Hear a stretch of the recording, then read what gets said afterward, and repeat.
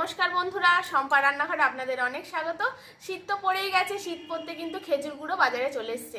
আর এই খেজুর গুড় দিয়ে পিঠে খাওয়ার একটা বাঙালির অন্যরকম ভালোবাসা আছে। আজকে আমি এই খেজুর গুড় দিয়ে সিদ্ধ পুলি করে আপনাদের সাথে শেয়ার করব। তো দেখুন এই রেসিপিটি আমি কিভাবে বানাই।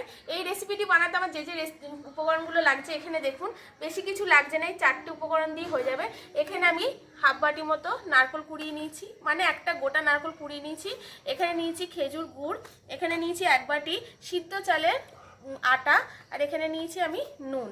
ব্যাস এই কটা উপকরণ দিয়ে কিন্তু আজকে আমার এই রেসিপিটি হয়ে যাবে। জ্বালিয়ে নিয়েছি। এবার প্রথমে আমি নারকেলের পুরটা বানিয়ে নেবো। তার জন্য প্রথমে কড়া বসিয়ে দেবো, আর কড়ার মধ্যে দিয়ে দেবো প্রথমে এই নারকেল কোড়াটা। নারকেলটা খুব ভালো করে কুড়িয়ে নেবেন, মিক্সিতে পিষলে কিন্তু হবে না। অনেকেই নারকেল কুড়তে পারেন না, তো মিক্সিতে পিষে নেন, তাতে কিন্তু পিঠেটা খেতে ভালো লাগে না।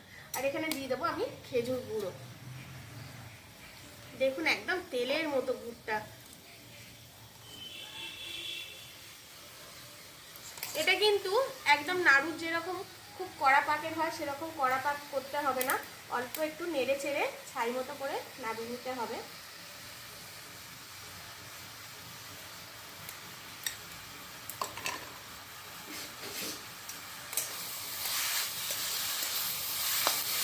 খেজুর গুড়ের বন্ধুরা এত সুন্দর একটা গন্ধ বেরোয়, যেন মন ভরে যায় একেবারে। আর শীতকালে তো খেজুর গুড়ে কত রকম রেসিপি হয়, আপনাদেরও আমি অনেক রকম রেসিপি করে দেখাবো। আমার চ্যানেলটিকে সাবস্ক্রাইব করে রাখবেন। তো এটা 5 মিনিটের মতো আমি একটু নেড়ে চেড়ে পুর বানিয়ে নেব। 5 মিনিট এই পুরটাকে আমি নেড়ে নিয়েছি ভালো করে। দেখুন একদম কিন্তু আঠালো যাতে না হয় এরকম দেখতে হবে। 5 মিনিটে বেশি কিন্তু নাড়বেন না, তাহলে আঠালো হয়ে নাড়ুর মতো পাক হয়ে যাবে। এটাকে এবার নাবিয়ে আমি ঠান্ডা হতে দেবো। আর এখানে আমি গরম জল বসিয়ে দেবো, আটাও মাখবো, প্লাস আমার পিঠেটা সিদ্ধ হওয়ার জন্য একবারই বসিয়ে দিলাম জলটা। প্রায় গরম হয়ে এসছে। এখানে বাটিতে যে আমি চালের আটাটা নিয়েছিলাম সেটা একটা পাত্রে ঢেলে নেবো, আর দিয়ে দেবো পরিমাণ মতো লবণ, দিয়ে খুব ভালো করে মিশিয়ে নেব। দিয়ে জলটা কিন্তু খুব গরম নয় বন্ধুরা, ঈষৎ উষ্ণ গরম জল দিয়ে কিন্তু আপনারা মাখবেন।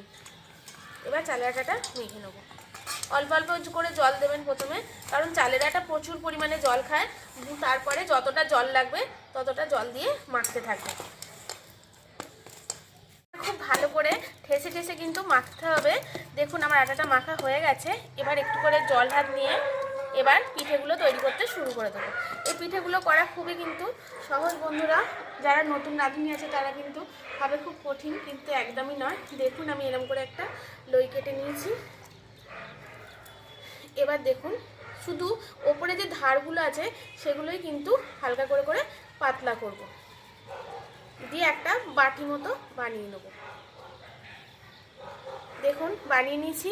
এবার ঠিক এই রকম পজিশানে এটাকে ধরবো, আর এখানে যে পুরটা আমি তৈরি করেছি এটাকে দিয়ে দেবো। দিয়ে এরকম করে হাত দিয়ে একটু প্রেস করে নেব, দিয়ে হাতটা ধুয়ে নেব। দিয়ে দেখুন এরকম করে একটু করে দেবেন, দিয়ে এগুলোকে মুখটাকে ভালো করে মুড়ে দেবো। আর মুখটা মুড়ে এরকম করে করে দেবো। দেখুন কি সুন্দর তৈরি হয়ে গেল আমার একটা পুলি পিঠে। এরকম করে আর একটাও তৈরি করে নেব। দেখুন খুবই সহজ। এরকম করে প্রথমে বাটি করে নেব, দিয়ে ঠিক এরকম করে হাতটার মধ্যে ধরবো, আর এখানে পুরটা এরকম করে দিয়ে দেবো। দিয়ে এই যে হাতে গুড়টা লেগে আছে এর জন্য হাতটা একটু ধুয়ে নেব।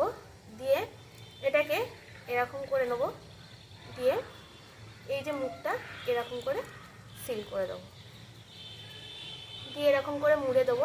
আপনারা বিভিন্ন রকম ডিজাইন করতে পারেন। আমি আর একটা ডিজাইন করে আপনাদের দেখিয়ে দিচ্ছি, যেটাকে বলে চন্দ্রপুলি। তো চন্দ্রপুলি করাও খুব কিন্তু সহজ বন্ধুরা।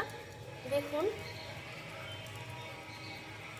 এই নিচের দিকটা যেন একটু মোটা মতো থাকে, এই সাইডের ধারগুলো পাতলা করবেন বাটিটার। দিয়ে পুরটা দিয়ে দেবো। এই যে মুড়ে নিলাম। এবার চন্দ্রপুলি যদি আপনারা করতে চান, প্রথমে এটাকে সিল করে নেবেন, দিয়ে দেখুন এরকম করে খালি এটাকে মুড়ে দিলেই তৈরি হয়ে যাবে আপনাদের চন্দ্রপুলি। পিঠেগুলো আমার তৈরি করা হয়ে গেছে। এবার এটাকে আমি সিদ্ধ হতে বসিয়ে দেবো। দেখুন এরকম একটা ফুটো ফুটো থালা নিয়েছিলাম, এতেই আমি বসালাম। এটা বেশিক্ষণ জাল দিতে হবে না, 15 মিনিট জাল দিলেই কিন্তু এই সিদ্ধ পুলিগুলো তৈরি হয়ে যাবে। 15 মিনিট জাল দিয়ে নিয়েছি, এবার খুলে দেখব। দেখুন আমার পিঠেগুলো হয়ে গেছে সিদ্ধ। কি করে বুঝবেন পিঠেগুলো সিদ্ধ হয়ে গেছে? দেখুন হাত দিলে কিন্তু হাতের মধ্যে কিচ্ছুটি আসবে না, তখনই বুঝতে পারবেন যে পিঠেগুলো সিদ্ধ হয়ে গেছে। যদি এগুলো চিপকে যাবে, আঠাটা উঠে আসে, তাহলে ভাববেন সিদ্ধ হয়নি। তবে এটাকে এবার নামিয়ে নেব। দেখলেন তো বন্ধুরা, কত সহজ পদ্ধতিতেই আমি এই অল্প উপকরণ দিয়ে সিদ্ধ পুলি বাড়িতে বানিয়ে ফেললাম। এই শীতে খেজুরের গুড় দিয়ে মজা করে খান এই সিদ্ধ পুলি। আর রেসিপিটি যদি ভালো লাগে প্লিজ আমার চ্যানেলটিকে সাবস্ক্রাইব করে দেবেন, শেয়ার করে দেবেন। আর যা খেতে হয়েছে না বন্ধুরা, দারুণ। আমি তো খেতেই থাকবো, আপনারাও বানিয়ে খান। আজকের মতো টাটা বন্ধুরা।